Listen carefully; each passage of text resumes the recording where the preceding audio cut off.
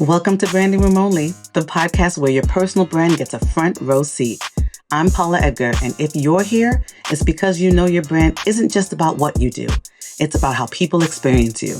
In each episode, you'll hear stories, strategies, and lessons from leaders and influencers who built their brands and made their mark. And I'll share the tools you need to do the same. Let's go. Hi, everybody, and welcome back to Branding Room Only. I am Paula Edgar, and today I want to talk about something that I hear often when people reflect on their careers, their opportunities, and their professional growth. You hear people say things like, I got lucky. I got lucky that someone recommended me. I got lucky that someone thought of me. I got lucky that the opportunity came my way. Now, listen, I am not anti-luck. If luck shows up at your door, open the door, invite it in. Give it a seat at the table. Let it stay for a while. But when it comes to your personal brand, luck cannot be your strategy. Luck is unpredictable. Luck is inconsistent. And luck is not something you can build a career on. And yet I see people, very talented people, relying on luck more than they realize when it comes to how they manage their reputation, their visibility, and their relationships. Your personal brand should not be left to luck. Your personal brand should be built with intention. So today, I want to talk about several places where people often leave their personal brand up to luck and why that is a mistake. Let me start with something that might sound small, but it actually matters quite a bit. A lot of people leave their references up to luck. You apply for a role, you apply for a leadership opportunity, maybe you're being considered for a board position, a speaking engagement, or even a promotion. You list references and you assume those references will say wonderful things about you. You assume they'll remember the right examples of your work. You assume they'll know what to highlight. But you never actually have a conversation with them beforehand. Big mistake. You never say, here's the opportunity I'm pursuing. You never say, here are the skills that might be most relevant. You never say, here are a few examples of projects we worked on together that might be helpful to mention. And so what happens? The reference gets the call, and they're trying to remember details on the spot. They're guessing what the organization cares about. They're doing their best, but they're doing it without context. That is leaving your brand up to luck. Being intentional means preparing the people who represent you. Now, let me shift to another place where people rely on luck more often than they should, and that is at conferences and professional events. Y'all know how I feel about conferences. I can't tell you how many times someone has said to me, I went to this conference and I didn't really meet anyone. And when I ask a few follow-up questions, it becomes clear that they actually didn't have a strategy. They just showed up. They assumed that if they walked around long enough, they would run into the right people. They assumed that meaningful connections would somehow happen organically, and maybe they could. But the people who benefit most from conferences are not relying on chance encounters. They're being intentional. They know who they want to meet. They know how they want to meet them in terms of what sessions they're going to. They look at the speaker list ahead of time. They identify people they want to introduce themselves to. They reach out beforehand.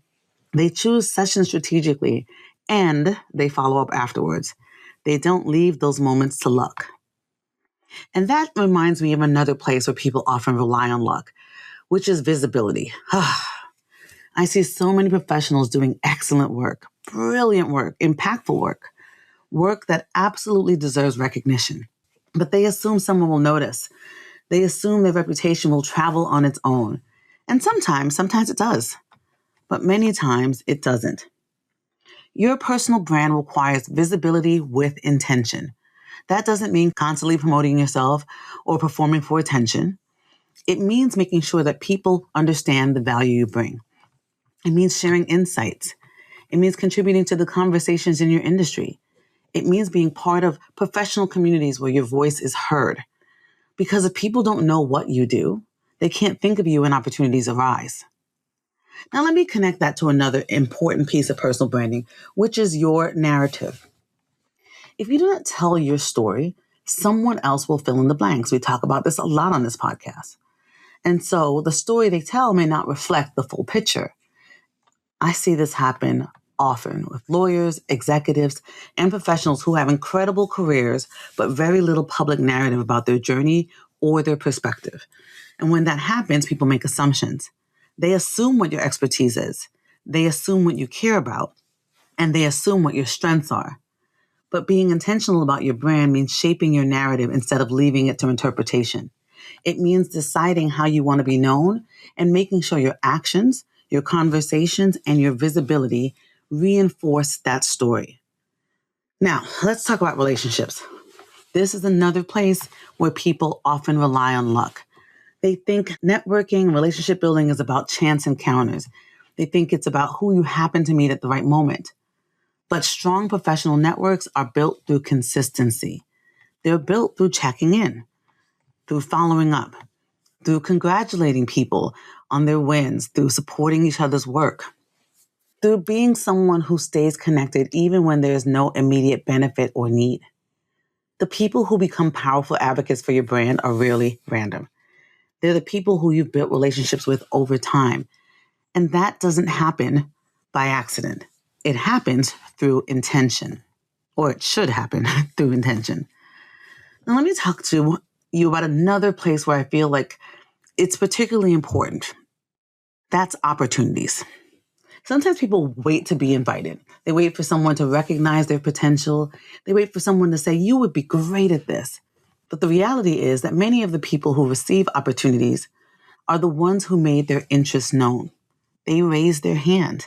They express curiosity. They ask questions. They position themselves as someone who wanted to contribute. Advocating for yourself is not arrogance. It is strategy, and it is necessary. If you want people to think of you for something, sometimes you have to make it clear that you're interested. And finally, I want to talk about something that sits underneath all of this, which is growth. We have talked about growth mindset.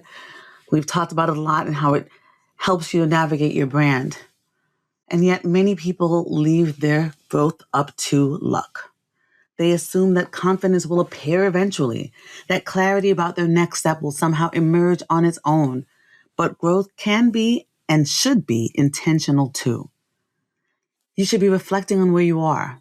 You can ask yourself how you want to be known. You can identify the next chapter of your professional story and then begin making strategic choices that move you in that direction. You can build your brand deliberately. You should build your brand deliberately. When people ask me, what is the most important thing about branding that you shouldn't leave up to luck?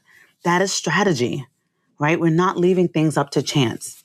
So as we close out the conversation today, I want to leave you with this thought. Luck may open a door, but intention is what helps you walk through it. Your brand grows when you are thoughtful about your relationships, when you are clear about your narrative, when you prepare the people who represent you, when you show up strategically in rooms that matter, and when you stop assuming that the right people will magically discover your work, your talent, your brand. Because the strongest personal brands are not built by accident. They are built through clarity, consistency, and intentional action. So, thank you for spending this time with me in the branding room. Remember to stand by your brand, and may all the luck be with you, but may it complement your strategy as opposed to replacing it. And if this conversation made you think differently about how you're going to approach your career, I hope you'll also share this episode with someone who might need the reminder that their personal brand deserves more than luck. It deserves intention. Until next time, stand by your brand. Take care. That's it for this episode. I appreciate you hanging out with me on Branding Room Only. Now, please do me a quick favor. Head over to ratethispodcast.com/branding so more people can join this conversation. And make sure to stop by paulaedgar.com/events to see what's next. Whether I'm live, online, or in person, I'd love to see you there. See you next time in the branding room. And until then, stand tall, shine bright, and always stand by your brand.